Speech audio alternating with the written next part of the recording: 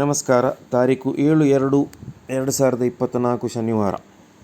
ನಮ್ಮ ಪ್ರಯಾಣ ಈ ದಿನ ಉಡುಪಿಯಿಂದ ಶಿವಮೊಗ್ಗದ ಪತ್ರಿಕಾ ಭವನಕ್ಕೆ.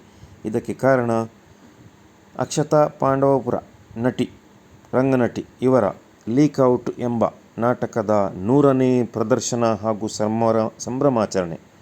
ಇದಕ್ಕಾಗಿ ನಾವು ಹೊರಟಿದ್ದು ಉಡುಪಿಯಿಂದ ಶಿವಮೊಗ್ಗದ ಕಡೆಗೆ. ಇದು ನಮ್ಮ ವಾಹನ. ಅದರೊಟ್ಟಿಗೆ ನಮ್ಮೊಂದಿಗೆ ಇದ್ದಾರೆ ಕಲಾವಿದ ವಿಲ್ಸನ್ ಕಯ್ಯಾರ್, ಅದೇ ರೀತಿ ಪರಿಚಯ ಪಾಂಬೂರು ಇದರ ಶ್ರೀಮಾನ್ ಪ್ರಕಾಶ್ ನೊರನ್ನರವರು ನನ್ನೊಂದಿಗೆ. ನಾವು 3 ಜನ ಸೇರಿ ನಮ್ಮ ಪ್ರಯಾಣ ಶಿವಮೊಗ್ಗಕ್ಕೆ. ಹೆಬ್ರಿಯ ಹತ್ತಿರವಿರುವ ಗ್ರೀನ್ ಸಿಟಾಡೆಲ್ ಎಂಬ ನೂತನವಾಗಿ ಆರಂಭಗೊಂಡ ಹೋಮ್ ಸ್ಟೇ, ಇದಕ್ಕೆ ನಮ್ಮ ಮೊದಲ ಭೇಟಿ. ಈ ಭೇಟಿಗೆ ಕಾರಣ ನಮ್ಮ ಕಲಾವಿದ ವಿಲ್ಸನ್ ಕಯ್ಯಾರ್ರವರು ಈ ಹೊರಾಂಗಣ ವಿನ್ಯಾಸವನ್ನು ಮಾಡಿಕೊಂಡಂತಹ ವ್ಯಕ್ತಿ. ಅದಕ್ಕಾಗಿ ಒಂದು ಬಾರಿ ವೀಕ್ಷಣೆ ಮಾಡಲು ನಮಗೆ ಕುತೂಹಲ. ಅತಿ ಸುಂದರವಾಗಿ ಮೂಡಿಬಂದಿದೆ ಹೊರಾಂಗಣ. ಅದೇ ರೀತಿ ಹೋಮ್ ಸ್ಟೇಗೆ ಎಲ್ಲ ರೀತಿಯ ಸೌಲಭ್ಯಗಳು ಇಲ್ಲಿವೆ. ಇನ್ನು ತಾನೇ ಅತಿಥಿಗಳು ಬರಬೇಕಷ್ಟೇ. ಸ್ವಿಮ್ಮಿಂಗ್ ಪೂಲ್, ಈಜುಕೊಳ, ಅದೇ ರೀತಿ ಹಲವು ಸೌಲಭ್ಯಗಳು ಇಲ್ಲಿವೆ. ನಿಲ್ಲಲು, ಉಳಿದುಕೊಳ್ಳಲು ಎಲ್ಲರಿಗೂ ಅವಕಾಶ ಆರಂಭವಾಗಬೇಕಷ್ಟೆ. ಕೆಲವೇ ದಿನಗಳ ನಂತರ ಬಹುಶಃ ಖಂಡಿತವಾಗಿ ಇಲ್ಲಿ ಆರಂಭಗೊಳ್ಳುತ್ತದೆ. ಸುಂದರವಾದ ಮೂರ್ತಿಯನ್ನು ಕೂಡ ರಚಿಸಿದ್ದಾರೆ. ಅನಂತರ ನಮ್ಮ ಭೇಟಿ ಹೋಳಿಗೆ ಭಟ್ರು ಹೆಬ್ರಿಯ ಈ ಮಳಿಗೆಗೆ.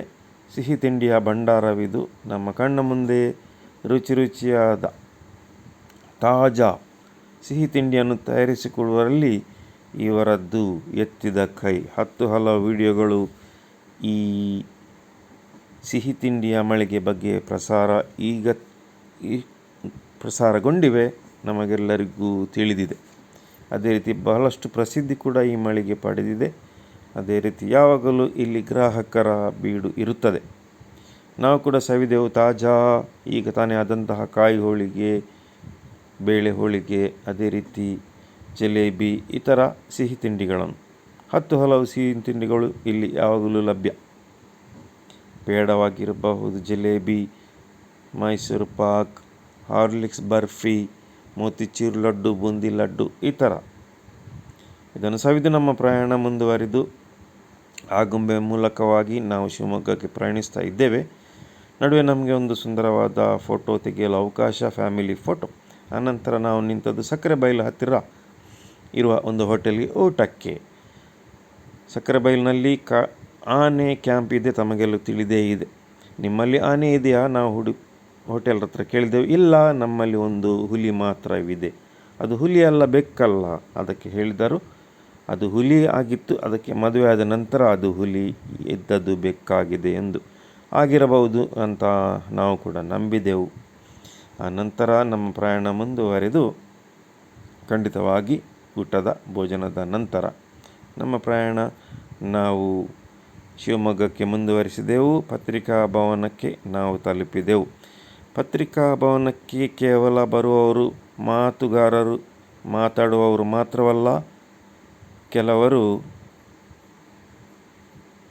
ಇರಲಿ ಬಿಡಿ, ಮುಂದುವರಿಸೋಣ. ನಾವು ಅಲ್ಲಿ ಹೋಗಿ ಅಕ್ಷತಾ ಪಾಂಡವಪುರ ಇವರಿಗೆ ನಾವು ಭೇಟಿ ಮಾಡಿದೆವು. ಕುಶಲೋಪಚಾರಿ ಮಾತುಕತೆ ಆದ ನಂತರ ಕಾರ್ಯಕ್ರಮ ಆರಂಭಗೊಂಡಿತು.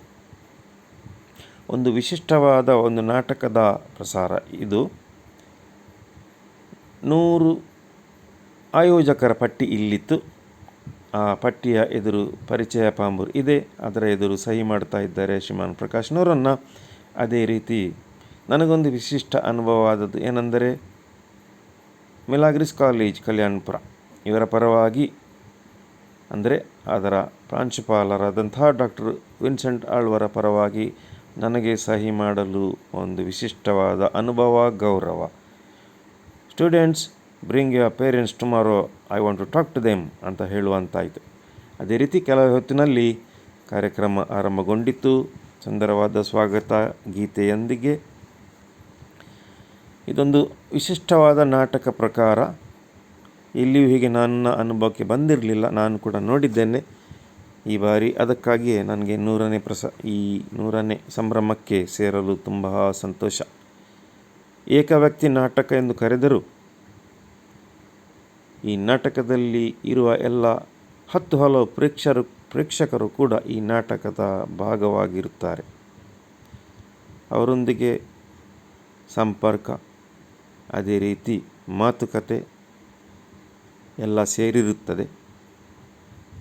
ಅದಕ್ಕಾಗಿ ಒಂದು ವಿಶಿಷ್ಟ ನಾಟಕವಾಗಿ ಈ ಲೀಕ್ಔಟ್ ನಾಟಕ ಗುರುತಿಸಿಕೊಳ್ಳುತ್ತದೆ. ಸಮಾಜದ 10 ಹಲವು ವಿವಿಧ ಮುಖಗಳ ಬಗ್ಗೆ ಅರಿವು ಈ ನಾಟಕಗಳಲ್ಲಿ ನಮಗೆ ಕಾಣಸಿಗುತ್ತದೆ. ಸಮಾಜಕ್ಕೆ ಒಂದು ಹಿಡಿದ ಕನ್ನಡಿ ಎಂದರೆ ತಪ್ಪಾಗಲಾರದು. ನಿಮಗೆ ಇಂತಹ ಒಂದು ಸಂದರ್ಭ ಸಿಕ್ಕಿದಲ್ಲಿ ಲೀಕ್ಔಟ್ ನಾಟಕವನ್ನು ನೋಡಲು ಮರೆಯಬೇಡಿ. ನೋಡಿದ ನಂತರ ತಮ್ಮ ಅನುಭವಗಳನ್ನು ಇತರರಲ್ಲಿ ಹಂಚಿಕೊಳ್ಳಲು ಕೂಡ ಮರೆಯಬೇಡಿರಿ. ವಿಶಿಷ್ಟವಾದ ನಾಟಕ ಲೀಕ್ಔಟ್.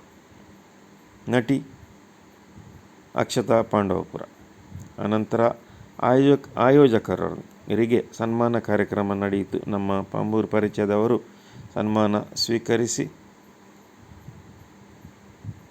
ಈ ನಾಟಕದ ಬಗ್ಗೆ ಅವರಿಗಿರುವ ಅಭಿಮಾನ, ಅದೇ ರೀತಿ ಅನುಭವವನ್ನು ಹಂಚಿಕೊಳ್ಳುತ್ತಾ ಇದ್ದಾರೆ. ಅದೇ ರೀತಿ ನಟಿಗೆ ಶುಭಾಶಯಗಳನ್ನು ಕೂಡ ಕೋರುತ್ತಾ ಇದ್ದಾರೆ ನಾವು ಕಾಣಬಹುದು. ಆ ನಂತರ ನಾವು ಸಂಜೆ ಈ ನಾಟಕವನ್ನು ನೋಡಿದೆವು. ತುಂಬ ಉತ್ತಮವಾಗಿ ಪ್ರದರ್ಶನಗೊಂಡಿತು. ಆನಂತರ 10 ಹಲವು ಛಾಯಾಚಿತ್ರಗಳೊಂದಿಗೆ ಅದೇ ರೀತಿ ಭೋಜನದೊಂದಿಗೆ ಈ ಕಾರ್ಯಕ್ರಮವನ್ನು ನಾವು ಮುಗಿಸಿದೆವು. ನಮಸ್ಕಾರ.